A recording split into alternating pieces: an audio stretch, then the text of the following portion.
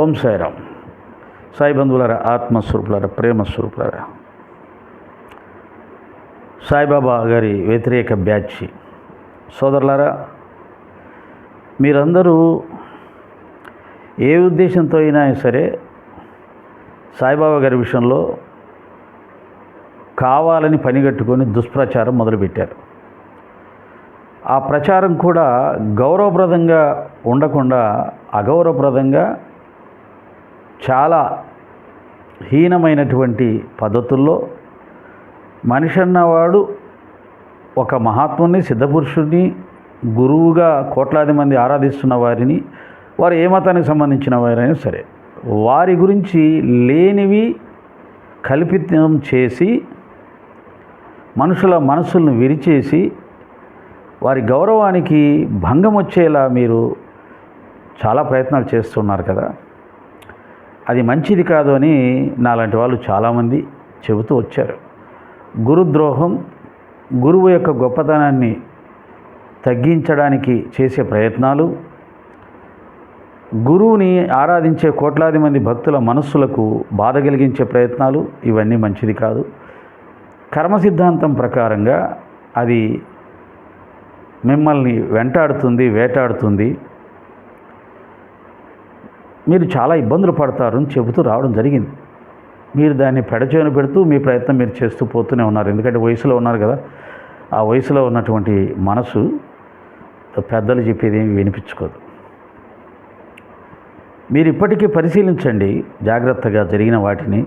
ముఖ్యంగా లలిత కుమార్ గారు, మోహన్ భగవత్ గారు చెబితే నేను నోరు మూసుకొని కూర్చుంటాను అన్నప్పుడు వితిన్ 1 or 2 డేస్లోనే అదే మోహన్ భగవత్ గారు మన ఆంధ్రప్రదేశ్కి వచ్చి మన రాజధానిలో కూర్చొని లలిత కుమార్ కోరిక తీర్చాడు. ఆయన ఏం చెప్పమన్నాడు అదే చెప్పాడు ఆయన. ఇదొక అద్భుతం. బాబా గారి యొక్క శక్తికి ఇది ఒక నిదర్శనం. మీరందరూ కనుక దీన్ని జాగ్రత్తగా ఆలోచించి ఉంటే బాబా శక్తిని మీరు గుర్తించగలిగేవారు. దుర్యోధనుడికి రావణ బ్రహ్మ కూడా చాలా నిదర్శనాలు కనిపించాయి. అంటే ధర్మవిరుద్ధంగా మనం తప్పులు చేశాం కాబట్టి రాముడితో పెట్టుకున్నందుకు రావణ బ్రహ్మకు చాలా నష్టం జరుగుతూ వచ్చింది. అంటే ఆంజనేయ స్వామి లంకాదహనం చేశాడు. ఆ సమయంలో ఆయన యొక్క కుమారుల్ని ఇద్దరిని చంపాడు. రావణ బ్రహ్మ ముందుకు వచ్చి నిలబడి వార్నింగ్ ఇచ్చి వెళ్ళాడు. లంకిని వెళ్ళిపోయింది ఓడిపోయి. ఇవన్నీ నిదర్శనాలు.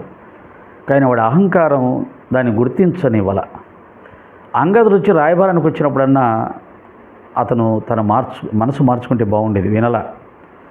విభీషణుడు చెప్పినప్పుడన్నా మనసు మార్చుకోవాల్సిందే, వినల. చివరికి కుంభకర్ణుడు చెప్పాడు, అయినా వినల. అప్పటికే సగం నాశనం అయ్యాడు. అలాగే దుర్యోధనుడు కూడా. అలా మీకు కూడా బాబాగారు కొన్ని నిదర్శనాలు చూపిస్తున్నాడు. మీరు మూర్ఖంగా వాటిని పట్టించుకోకుండా ముందుకెళ్ళిపోతున్నారు. నా ఉద్దేశం ఏంటంటే మీకు ఇంకా బాగా ఇబ్బందికరమైనటువంటి పరిస్థితులు రాకూడదు, ముందే తెలుసుకొని బయటపడితే మంచిది. అలా బయటపడడానికి మీ అహంకారం అడ్డొస్తుంది. ఓడిపోయినట్టుగా నలుగురు ఎగతాళి చేస్తారని కూడా మీ అహంకారం అడ్డొస్తుంది. నిజమే, అది కష్టమే. కానీ మీ తీవ్రతనన్నా తగ్గించుకోండి.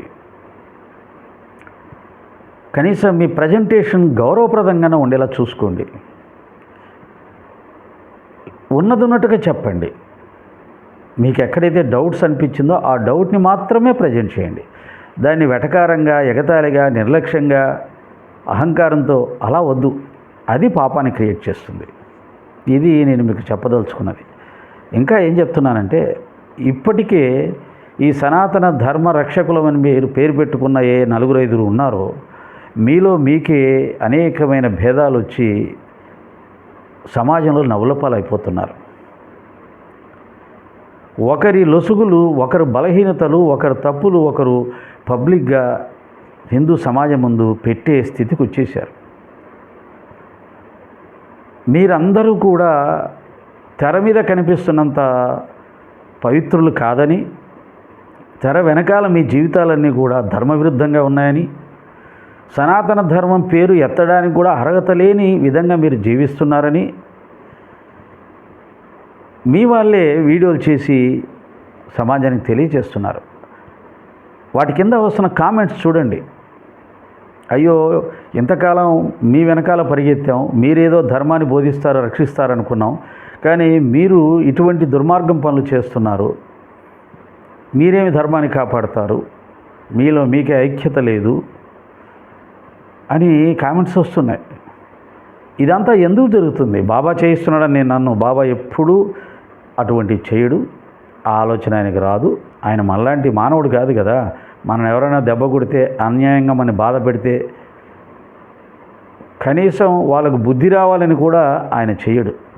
ఆయన ఎప్పుడు అలా చేస్తాడు? ఎవరి విషయంలో చేస్తాడంటే, ఆయన ఎవరినైతే ఎక్కువగా ప్రేమిస్తాడో, ఎవరినైతే ఉద్ధరించాలని భావిస్తాడో వారిని ఉద్ధరించడం కోసం వారికి కొన్ని సంఘటనలు క్రియేట్ చేసి వారిని తన వైపు తిప్పుకుంటాడు, వైరాగ్యం వైపు తిప్పుకుంటాడు, సత్యం వైపు తిప్పుకుంటాడు.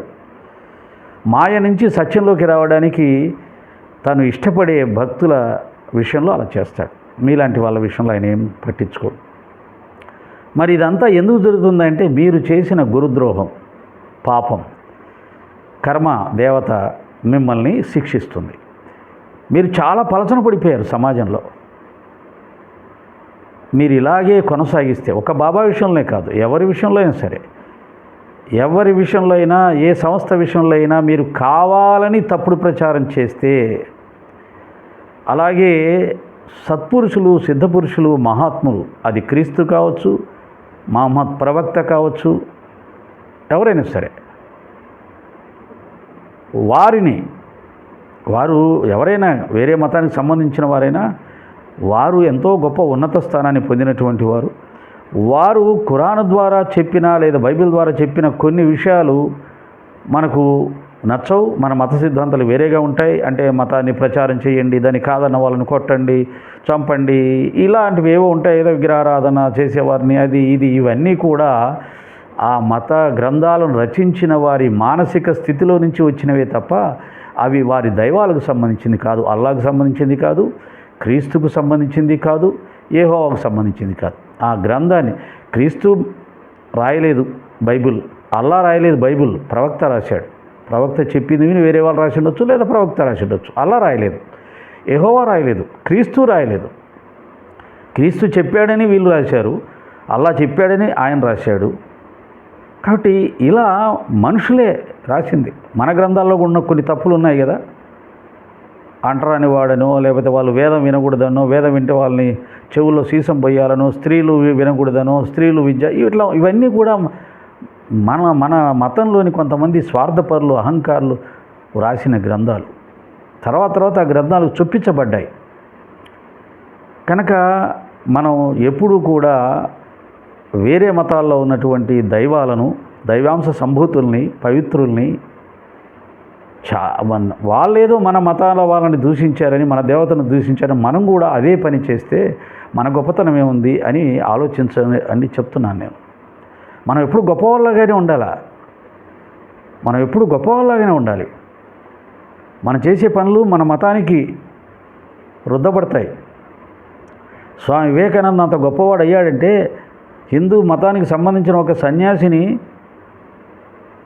క్రిస్టియన్లు వాళ్ళ యొక్క చర్చిలోకి పిలిపించుకుని ఉపన్యాసాలు ఇప్పించుకున్నారంటే ఎంత గొప్పగా, ఎంత బ్రాడ్ మైండ్తో, ఎంత విశాల దృక్పథంతో ఆయన ఉపన్యాసాలు ఇచ్చుంటాడు. మనని ఎవరైనా చర్చిలోకి పిలిచి ఉపన్యాసాలు ఇప్పించుకుంటారా? ఎవరినైనా ఒక్కరినైనా? కనీసం మన స్వామీజీలనైనా ఎవరినైనా చర్చిలోకి పిలిచి ఉపన్యాసం ఇప్పించుకుంటారా? ఆ బ్రాడ్ మైండ్ ఉన్నటువంటి స్వామీజీలు ఈ రోజులు ఎక్కడ కనిపించట్లేదు. సర్వమత సామరస్యం, ఇతర మతాల్లో ఉన్నటువంటి గొప్పదనాన్ని కూడా తీసుకొని దాన్ని చెప్పగలిగినటువంటి విశాల దృక్పథం ఉన్నవాళ్ళే మహాత్ముడు.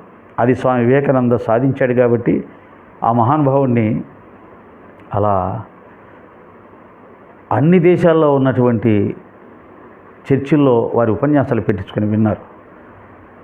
కాబట్టి పరమతాల్ని గుడ్డిగా ద్వేషించడం, పరమత దేవతల్ని గుడ్డిగా విమర్శించడం, కావాలని విమర్శించడం, హీనంగా విమర్శించడం, అది మన సంప్రదాయం కాదు. మీరు దాన్ని ఆచరిస్తున్నారు. అలా అక్కర్లేదు. దాన్ని ఇష్టపడే వాళ్ళు కొద్దిమంది ఉండవచ్చు, కానీ అసహించుకునే వాళ్ళు చాలామంది ఉంటారు. కాబట్టి అలా అక్కర్లేదు.